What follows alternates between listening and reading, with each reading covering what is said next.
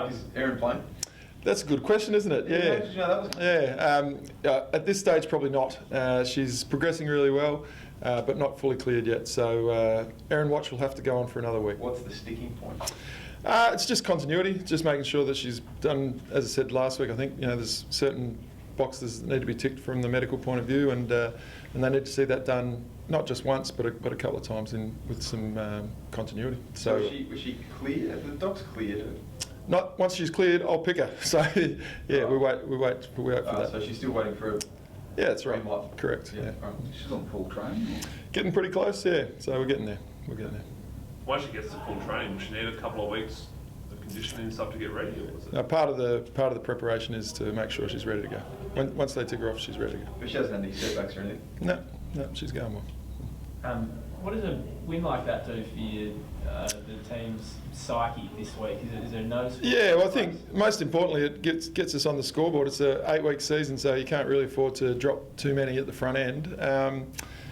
The competition is close and competitive and tight. So I think what it does is just build a little bit of belief, probably for the new players in the team that haven't necessarily experienced that. For them to get their first win and to contribute to the win was probably the more important thing. They weren't just passengers; they were actually actively involved in us getting that win. So that'll build some confidence and belief, I would have thought. But ultimately, yeah, the most important thing was just to get on the scoreboard. And the way in which you won it, coming back. Yeah, so as I said, we're probably 2 weeks in a row. We've been a bit slow out of the blocks. Both our first halves have been below the standard we want to play at, and both second halves have been pretty solid. 2 weeks ago we played a good second half, but weren't able to bridge that gap. This week we were able to. So I think the message is, let's not put ourselves in that circumstance. But the pleasing aspect has been that in both games there's been a willingness to continue to work to try and get an outcome, even if things haven't started as well as we would have liked. So how do you start better, Matty? What's the how do you get right? Yeah, I think overall probably the common factor in both games has probably just been our defensive pressure probably hasn't been quite where we need it to be in both round 1 or 2 until the second half of the game, and then once we bring that, then other good things start to happen. So that's probably the main message is, let's make sure that our intensity is at the level, and obviously your opposition are a significant contributor to it. In both cases, both opposition played pretty well, so you've got to acknowledge that, but we'd like to play a little bit better. And Courtney, will she be back this week, Courtney Cramey? Yeah, so she's got to get through training today, so we'll wait and see. If she trains fully and is able to complete that session, then she's a legitimate chance to come in. And the Cats? Yeah, so they're a bit different in terms of their form line. Played Fremantle and then Brisbane. They've been basically level at three-quarter time in both games, and then have got beaten by a goal or two in both games. So solid form line. Clearly they've got some exciting young talent, Purcell and Morrison around the ball, who are really going to be great players in years to come, and are already pretty good players. So it's going to be a good challenge. I think I said last year I actually like the style of play that they play. It's going to be a good challenge, particularly on their home deck. So that's not insignificant. It's never good to have injuries, but do you think by being able to play so many of the others, that might give you an advantage by giving them time and exposing them to the high? Yeah, I think obviously the best way to learn is to be out there and experience the level.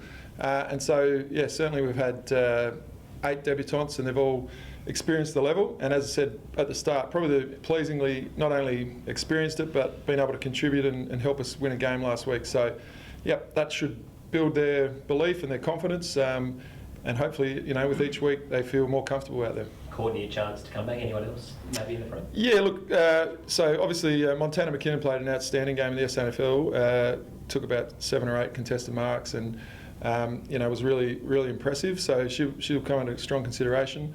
Having said that, Caitlin in the ruck did pretty well last week. So it's one of those situations, good situation to be in, to have people vying for that position. Montana. I'm going to say Reed Metcalf. How's she trying? Yeah, so that's probably the other piece of the puzzle, which didn't get a question off the top of the list.